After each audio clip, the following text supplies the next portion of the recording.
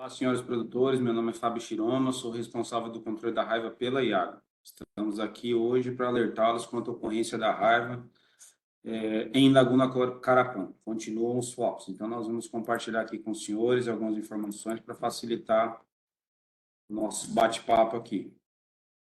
Então aqui nós fizemos aí, agora no mês de março, nós fizemos um vídeo alertando os produtores na região da cabeceira dos córregos que nascem e desembocam no Piratini.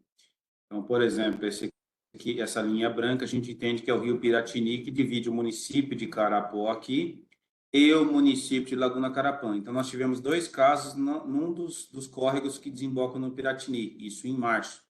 Quando eu falo foco, eu falo propriedades que tiveram um animal positivo para raiva, tá? E esse positivo somente via laboratório, certo?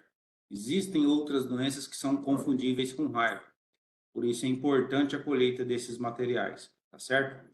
E na época nós fizemos o alerta aos produtores. Então, todos os produtores nas margens desses córregos que desembocam no rio Piratini estavam de alto risco, assim como os senhores que são da região vão saber melhor do que eu que o rio Piratini desemboca onde? No rio Amambai, tá certo? E agora, finalzinho de março, começo de abril, na região do Bocajá, Ponta Caí, nós tivemos a confirmação de um caso de raiva aqui. Também, o que nós temos em comum aqui? Ó? Nós temos um córrego que vai desembocar aonde? Ele vem desembocar aqui no rio Amambai, certo? Desculpa, esse aqui é o rio Guaimbé, que não é da região, né? Então, vamos voltar aqui. Então, esse caso de raiva está ligado a um córrego que vem desembocar no Guaimbé. E a gente sabe que o Guaimbé é o rio que divide os municípios de Aral Moreira, que seria essa parte de baixo, e essa parte de cima, que ainda é o município de Laguna Carapã. Ou seja, nós temos casos de raiva quase que nos dois extremos, nas duas laterais do município de Laguna Carapã. Por isso, o nosso alerta, voltando aqui a avisar os senhores, tá certo? E o que nós temos em comum entre esses rios? Então, nós temos o rio Piratini, temos agora o rio Guaimbé, e o Guaimbé ele vai desembocar onde? No rio Amambai, tá certo? Agora, por que o Fábio está falando que essas propriedades que estão nessa região são de alto risco? Né? Nós vamos compartilhar aqui para os senhores visualizarem mais alguma coisinha aqui.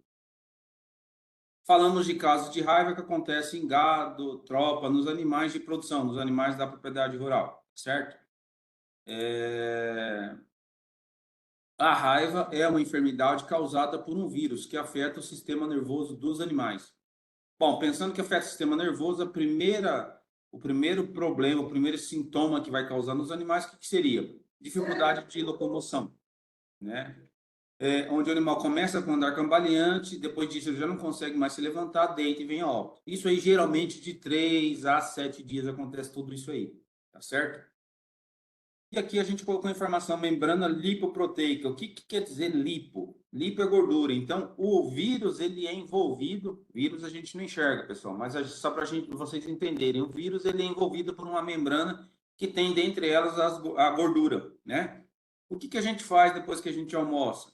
Para poder lavar um prato cheio de gordura, por exemplo? Usar água e sabão. Então, em alusão a isso aí, a gente pode fazer a mesma comparação.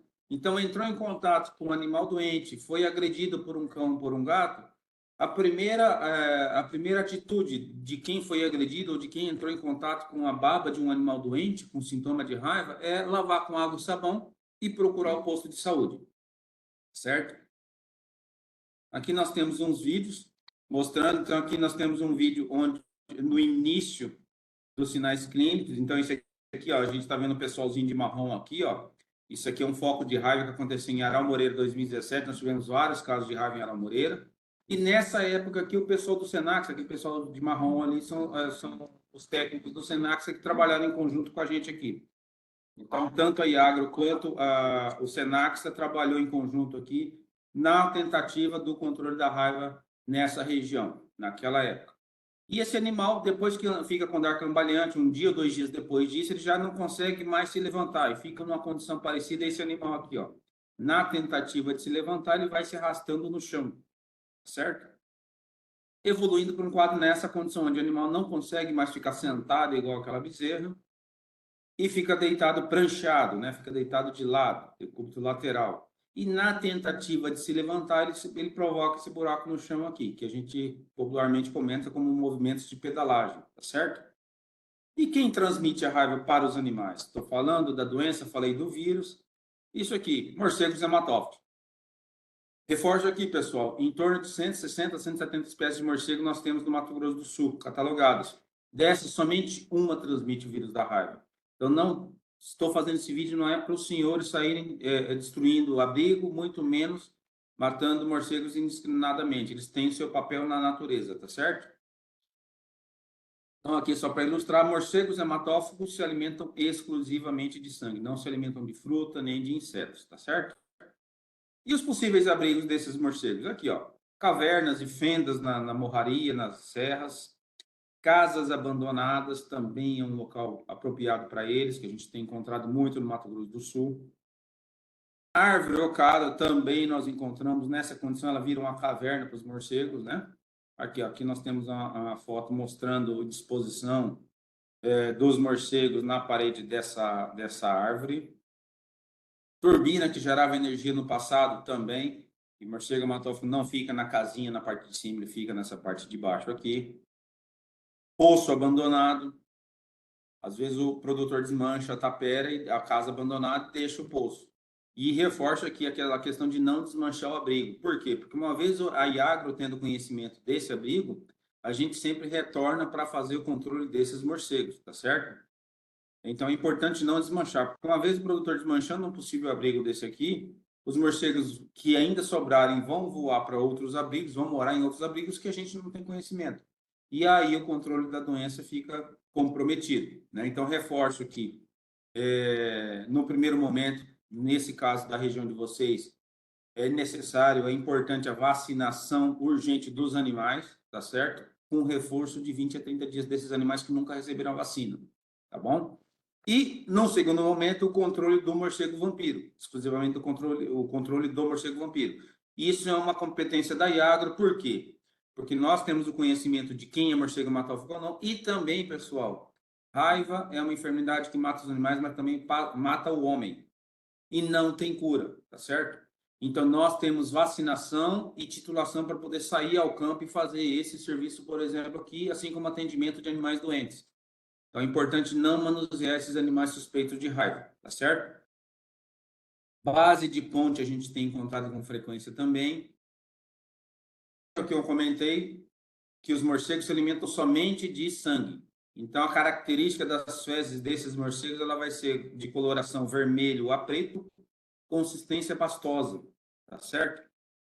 Aqui uma outra foto mostrando isso. Então, deixo aqui o alerta aos senhores. Os municípios de Laguna Carapã, Ponta Porã, Aral Moreira e Amambaia. Vocês estão na região de alto risco para raiva. Então, quem ainda possui bovinos nessa região, com vínculos ao rio Amambaia, rio Piratini, rio Guaimbé, né, rios e córregos que desembocam nesses rios principais nos quais eu comentei, é imprescindível manter o calendário vacinal dos animais em dia. Ou seja, vacinação, aqueles animais que nunca receberam vacinação, realizar a vacinação e com 20 a 30 dias realizar o reforço, seria a vacinação novamente desses animais. Aí esses animais estarão protegidos por 1 ano, tá certo? Daqui a 1 ano, vocês realizam uma dose só nesses animais que já receberam a vacina. Animais de compra, animais que nasceram na propriedade, esses sim têm que receber 2 doses, como eu falei para vocês, com intervalo de 30 dias, tá bom? Qualquer dúvida, pessoal, procure o escritório da Iagro mais próximo. Nós temos aqui o endereço da Iagro, iagro.ms.gov.br. Na aba Unidades da Iagro, vocês vão encontrar o escritório da Iagro mais próximo de sua propriedade, tá certo? Um abraço e qualquer coisa, pode procurar o escritório da Iagro.